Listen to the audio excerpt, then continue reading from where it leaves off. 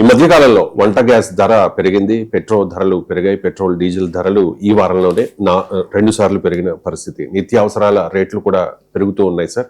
And నెలవారీ budget పెరగడంతో సామాన్య మధ్య తరగతి ప్రజలైతే చాలా ఇబ్బంది పడుతూ ఉన్నారు. మరోవైపు మోదీ అంటూ ఉన్నారు సార్, పొదుపు మంత్రాన్ని పాటించండి అని చెప్పి. ఏంటి సార్ సమాన్యుల పరిస్థితి ఏంటి, మీ కామెంట్ ఏంటి? అంటే ఇప్పుడు ఫ్యామిలీ బడ్జెట్ అయితే చాలా పెరుగుతున్నమా నిజం. ఎందుకంటే ఆల్రెడీ పెట్రోల్ ధరలు పెరిగాయి. మీకు ఇన్ఫ్లేషన్, హోల్సేల్ ఇన్ఫ్లేషన్ 8.8% దాకా వచ్చింది. మీకు రిటైల్ ఇన్ఫ్లేషన్ గా అది అది కన్వర్ట్ అయ్యడానికి కాస్త సమయం పడుతుంది, కానీ భారీ ఎత్తున ధరల పెరుగుదల అయితే కనబడుతుంది స్పష్టంగా. ఇప్పుడు గ్యాస్ సిలిండర్ ధర పెరిగింది, పెట్రోల్ ధర పెరిగింది, డీజిల్ ధర పెరిగింది. ఇది కూడా ఇంకా ఎక్కువ పెరుగుతుంది అంటున్నారు. పెరుగుడే కాదు, సప్లై ఛాలెంజెస్ కూడా ఉన్నాయి. మీకు ముఖ్యంగా commercial energy supplies demand rate బాగా పెరిగింది. కమర్షియల్ గ్యాస్ సిలిండర్ల ధర పెరిగింది. సో దీని ఫలితం మీకు ఏమవుతుందంటే అనివార్యంగా ఇప్పుడు కమర్షియల్ సిలిండర్ ధర పెరిగితే రెస్టారెంట్లో ఫుడ్ వంటకాల నుంచి మొదలుకొని ఇండస్ట్రియల్ యాక్టివిటీ వరకు అన్నిటి ధరలు పెరుగుతాయి. అలాగే మీకు ఫెర్టిలైజర్ కొరత తీవ్రంగా రాబోతుంది. ఫెర్టిలైజర్ ధరలు కూడా పెరుగుతున్నాయి. ఫెర్టిలైజర్ ధరలు పెరిగితే మీకు అగ్రికల్చరల్ కమాడిటీస్ ధరలు పెరిగి కన్స్యూమర్ ఇబ్బంది పడతాడు. అగ్రికల్చర్ పైన ఆధారపడే రైతుల ఆదాయానికి గడ్డిపడుతుంది. సో అందువల్ల మీకు ఫెర్టిలైజర్ ప్రైసెస్ పెరగడము, ఫెర్టిలైజర్ సప్లైస్ లో పెద్ద కొరత రావడం అనేది ఇవాళ ఒక మేజర్ ఛాలెంజ్ గా ముందుకు రాబోతోంది. మీకు పెట్రోల్ డీజిల్ ట్రాన్స్పోర్ట్ ఫ్యూయల్ కనుక మీకు అన్ని రకాల వస్తువుల ధరల పైన ఇది ప్రభావం పడుతుంది. ఆల్రెడీ గోల్డ్ ప్రైసెస్ చాలా ఎలివేటెడ్ గా ఉన్నాయి. గోల్డ్ అంటే కంపల్సరీ కమాడిటీ కాదు, కానీ ఎప్పుడైతే రూపాయి ఘోరంగా పతనం అవుతుందో మీకు ఏమవుతుందంటే ఇంపోర్ట్ కంటెంట్ ఉన్న ప్రతి వస్తువు ధరలు పెరుగుతాయి. అది పెట్రోల్ డీజిలే కాదు, మెడిసిన్సే కాదు, మీకు ఎలక్ట్రానిక్స్ కన్స్యూమర్ గుడ్సే కాదు, ఇలా ఎక్కడ గోల్డ్ అండ్ సిల్వరే కాదు, ఎక్కడెక్కడైతే ఇంపోర్ట్ కంటెంట్ ఉందో ఆ మ్యానుఫ్యాక్చరింగ్ లో ఆ మ్యానుఫ్యాక్చర్డ్ గూడ్స్ యొక్క ధరలన్నీ పెరుగుతాయి. మీకు అది అన్ని రకాల వస్తువులు. సో ఇది ఓవరాల్ గా పెద్ద ఎత్తున ఇన్ఫ్లేషన్ పెరుగుతుంది. మరోవైపు ఏమో జాబ్స్ క్రైసిస్ ఎకానమీలో ఉంది. మీకు ఆర్టిఫిషియల్ ఇంటెలిజెన్స్ రంగంలో భారీగా పెట్టుబడులు పెడుతున్నారు. దానివల్ల మీకు బిజినెస్ ఇన్వెస్ట్మెంట్ ప్లాన్స్ ను రీవర్క్ చేసుకుంటున్నారు.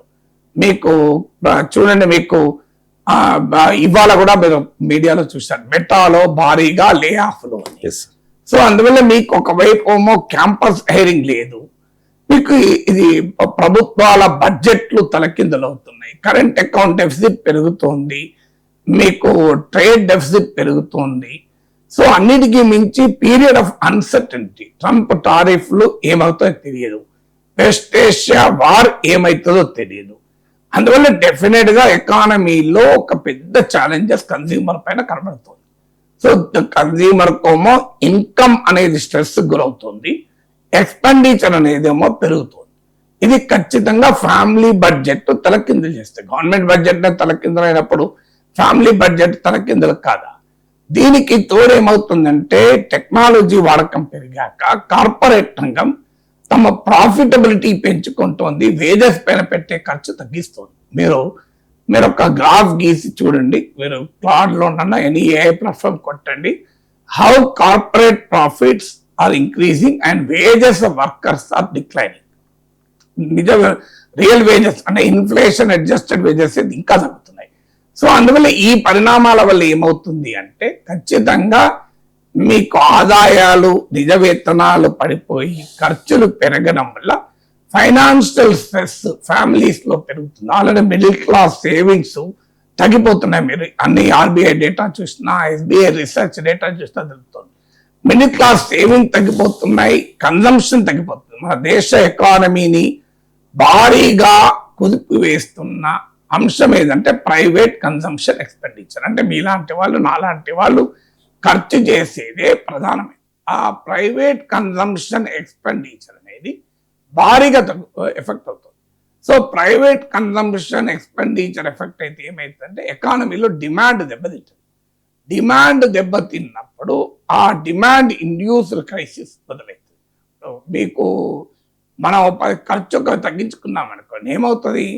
కొనుగోలు తగ్గిపోతాయి, కొనుగోలు తప్పితే అమ్మకాలు తగ్గిపోతాయి, అమ్మకాలు తగ్గితే ప్రొడక్షన్ తగ్గిపోతుంది, ప్రొడక్షన్ తగ్గిపోతే ఎంప్లాయ్మెంట్ పోతుంది, ఎంప్లాయ్మెంట్ పోతే ఇన్కమ్స్ పోతాయి, ఇన్కమ్స్ పోతే మళ్ళీ కన్జంప్షన్ తగ్గుతుంది. దీన్నే విషియస్ సర్కిల్ అంటారు. సో ఈ విషియస్ సర్కిల్ బ్రేక్ చేసి వర్చువస్ సర్కిల్లోకి రావాలి. కానీ ఇప్పుడు ఆ విషియస్ సర్కిల్ వల్ల ఈ సమస్య మరింత తీవ్రమయ్యేటువంటి పరిస్థితి ఉంది. అందువల్ల అన్లెస్ ప్రభుత్వము చాలా ఫోర్త్ రైట్ చర్యలు తీసుకోకపోతే డెఫినెట్గా ఫ్యామిలీ బడ్జెట్ తలకిందులవుతుంది. సామాన్య మధ్యతరగతి ప్రజానీకం ఒక తీవ్రమైన ఆర్థిక ఇక్కట్లు ఎదుర్కోవాల్సి వస్తుంది.